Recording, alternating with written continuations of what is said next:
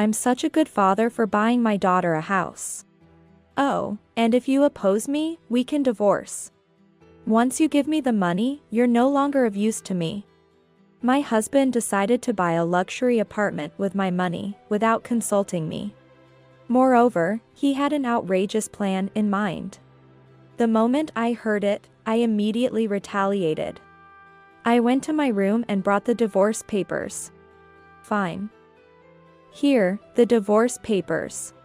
When I showed him the divorce papers, my husband was astounded. He probably didn't expect me to have them. But the real retaliation starts now. I smirked. My name is Jocelyn Anderson. I am a 50-year-old office worker who has loved French since my student days. I can easily handle everyday conversations in French. I was married once at 23, but my husband passed away just 6 months into our marriage. He died in a traffic accident, hit by a drunk driver. At that time, I couldn't immediately accept this reality and spent my days in sorrow. I received $500,000 as insurance money, but money couldn't bring my husband back to life. During my time of grief, a man named Ernest Anderson, who worked at the same company, was kind to me. He spent hours listening to my stories. Gradually, I fell in love with him and remarried at 25. It's not that I forgot my first husband. I still vividly remember the time spent with him. And I've decided to save the insurance money for emergencies. A year after remarrying Ernest, we had our daughter Christina. Christina is now living alone, working as an illustrator. Since child rearing is over, I should be able to relax with my husband, but our relationship started deteriorating when Christina was in her senior year of high school. Due to disagreements over her education. From her birth, Ernest had unilaterally decided on an ideal path for her. Christina should attend a famous university, expanding her future options. After graduation, if she joins a big corporation, I'll be relieved. He would often say, sending Christina to tutoring classes since elementary school. Christina, being obedient, willingly studied and attended tutoring. Ernest didn't overly force her to study, so I didn't oppose it either. However, Christina preferred drawing over studying. And even to an amateur's eye, she was quite skilled. I thought she might make it her career. This prediction came true. In her senior year of high school, Christina said, I want to be an illustrator in the future. So, I want to go to an art university. I agreed, wanting her to pursue her passion, but Ernest strongly opposed it. Go to Princeton University. After graduation, work in a big company and live a normal office life. That's happiness. He shouted, denying our daughter's dream. I won't start as a freelancer, I'll work at a company initially.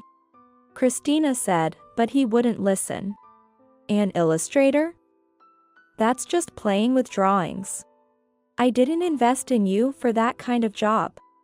His harsh words forced me to speak up. There's no need to speak like that. It's Christina's life, let her take a chance on it. But this only angered him more. It's my daughter we're talking about. A child's job is to fulfill their parents' dreams. If she lives as I say, she'll definitely be happy, he claimed absurdly. Attending a famous university and working in a big corporation doesn't guarantee happiness. I never knew my husband had such biased views. I thought he would eventually understand and support Christina's decision, but I was naive. Christina and I tried to persuade him, but it was in vain. A deep rift formed between us. I ended up supporting all of Christina's tuition and living expenses. But Ernest remained dissatisfied, often grumbling complaints. Despite the situation, Christina managed to get into her first choice art university and devoted herself to studying painting. As a result, she landed a job as an illustrator at a certain company and started living alone. Although she sometimes works on weekends and stays up all night for work. She's doing her best energetically. However, Ernest still refuses to acknowledge Christina's job, constantly complaining. All that money spent on tutoring went to waste. It's embarrassing that such a failure is my daughter. I thought he might change his mind seeing Christina living independently. But there's no sign of that. Moreover, he's become harsher towards me for supporting Christina. He yells every day about bad cooking or poor cleaning, despite being unable to do housework himself and leaving everything to me. I've come to realize this is his true nature. Ernest probably can't be satisfied unless things go his way. He was kind when Christina obeyed him. But his attitude changed drastically when she said she wanted to be an illustrator. This must be due to his personality.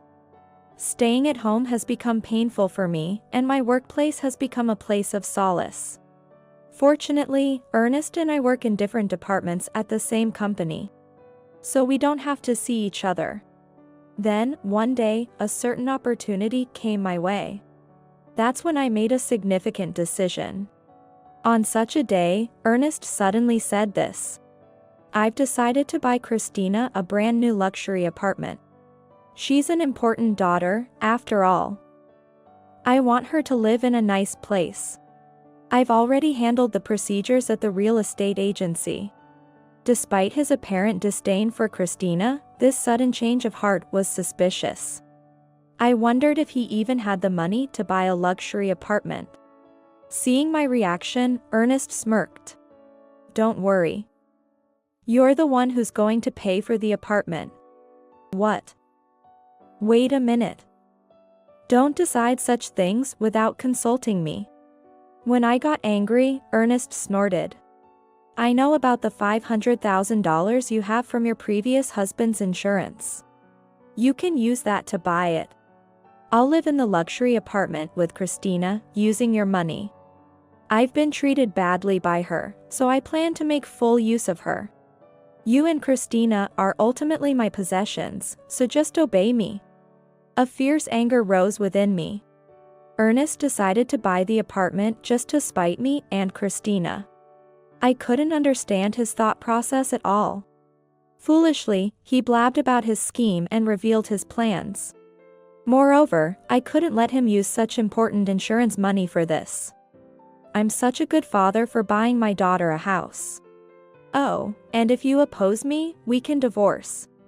Once you give me the money, you're no longer of use to me.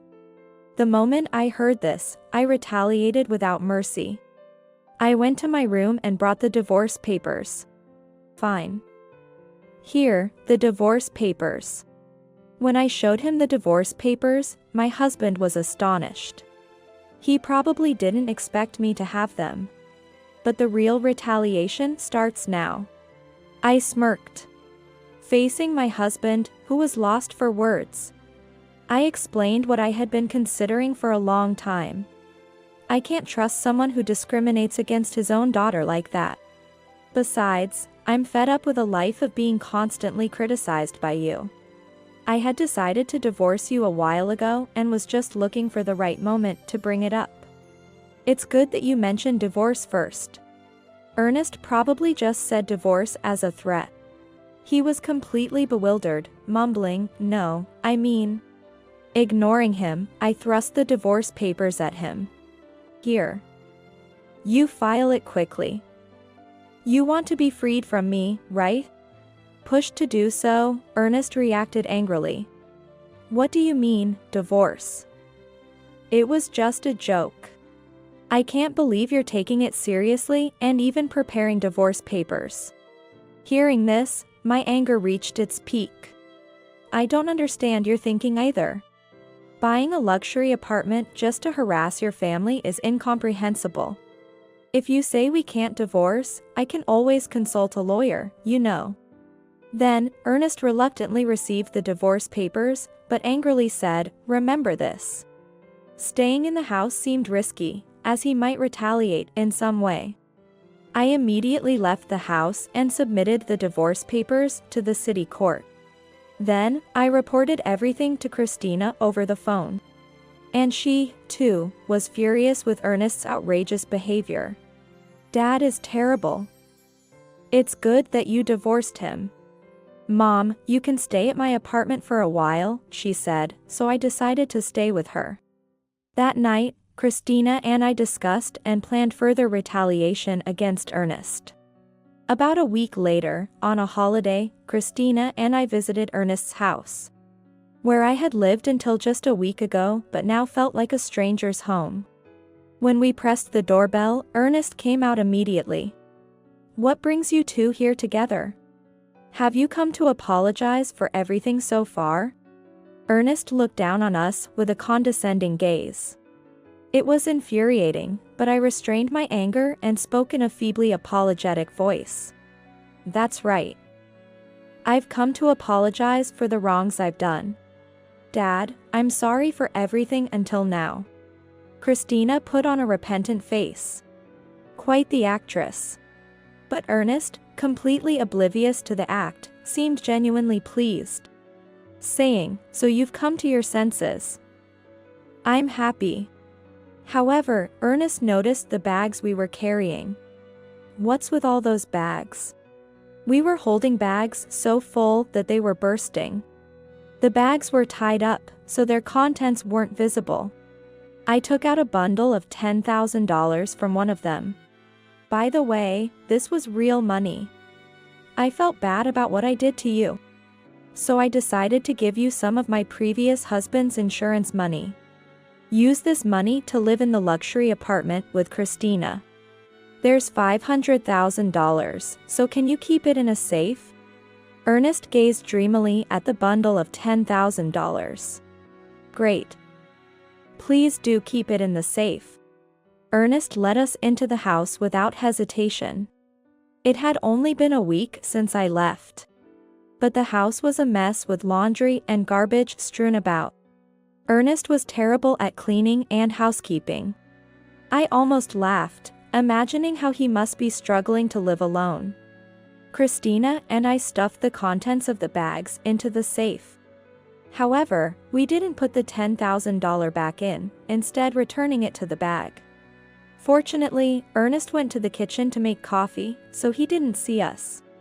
After returning to Christina's apartment, I took the bags and went out again. I was heading to a new place on my own. Take care, Mom. Christina sent me off with a smile. I'll contact you once I'm settled. Take care of yourself too, Christina. I smiled back and left Christina's apartment. 2 days later, while I was sleeping in my new home, Ernest called me. Hey, what about the $500,000? There's nothing but trash in the safe. I laughed heartily, thinking he took longer than expected to notice. Ernest had fallen for the trap. The bags mostly contained just paper. I had stuffed the bags with unnecessary newspapers, making it look like they held $500,000. I had only prepared $10,000 from the bank to make Ernest believe me. I had already deposited that money back into my account, so it was no longer with me. If Ernest had asked to see inside the bags, I planned to show him and tell him that such a good deal couldn't possibly be true. But, fooled by just the $10,000, Ernest had been completely deceived until now. You did terrible things to Christina and me. So, I thought it was only fair to retaliate like this. If you want to resent someone, resent your past self, not me. When I said this, Ernest, looking troubled, started saying something. Okay, I admit I was wrong. Can you come back and live with me? I can't pay for the luxury apartment, and I'm struggling with household chores. My house is like a garbage dump right now. What? I was appalled at his selfish reasoning. I'm not your ATM or your housekeeper. You're an adult, so handle it yourself. Besides, I'm in France right now. I can't return to your place. That's right, I'm currently living in France. This isn't just a vacation. I received an offer for an overseas transfer from my company and decided to accept it. I've always loved French and aspired to work abroad. This overseas transfer was the opportunity that came to me before the divorce. When I heard about it, I decided to divorce Ernest and start a life abroad. Living my dream life overseas and getting away from Ernest was killing two birds with one stone. Christina knew about it, but Ernest was clearly clueless, as I hadn't told him anything. So that's why I haven't seen you at the company recently. Why didn't you tell me? Why would I? We're in different departments. And we're practically strangers now. Oh, and Christina said she has something to tell you. She'll call you tomorrow at 8 p.m. US time through a messaging app. Okay. Is Christina going to live with me? Who knows? You'll find out tomorrow. Wait until then. I ended the call, though I already knew what Christina was going to say. Looking forward to seeing Ernest's reaction, I went to sleep. The next morning, due to the time difference, I had to wake up around witching hour, but that was unavoidable.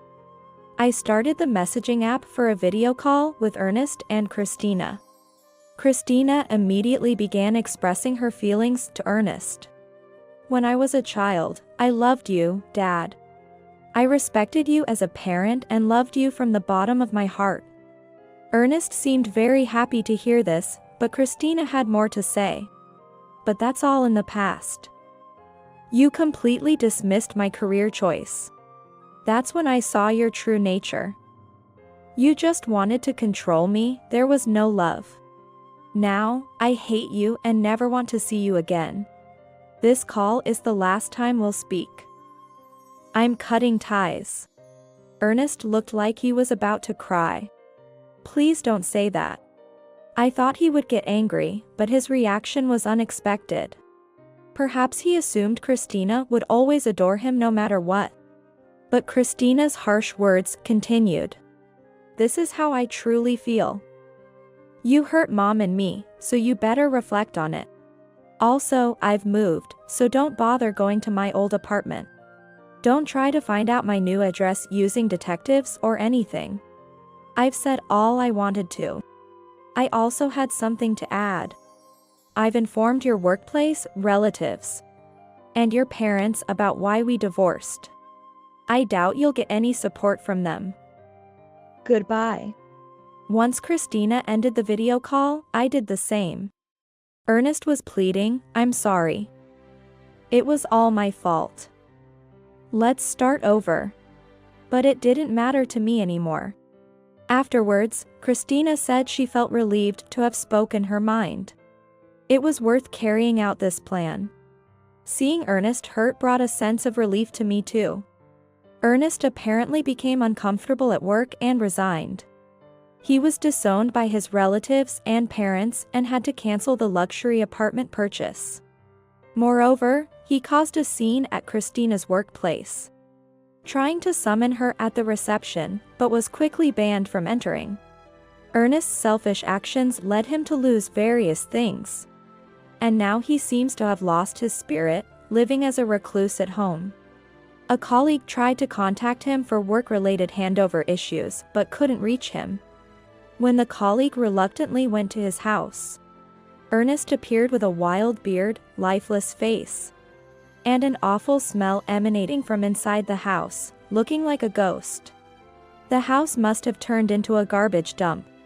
Ernest's miserable life made me think he got what he deserved. Meanwhile, I'm happily working abroad. I face cultural barriers, but I overcome them with careful communication and enjoy using my French skills. I'm glad I transferred overseas. Christina is thriving as an illustrator, recently entrusted with big projects. I have fulfilling work and it's enjoyable, she said over the phone. It's gratifying as a parent to see my daughter pursuing her passion. Despite everything, both Christina and I have started shining in our lives.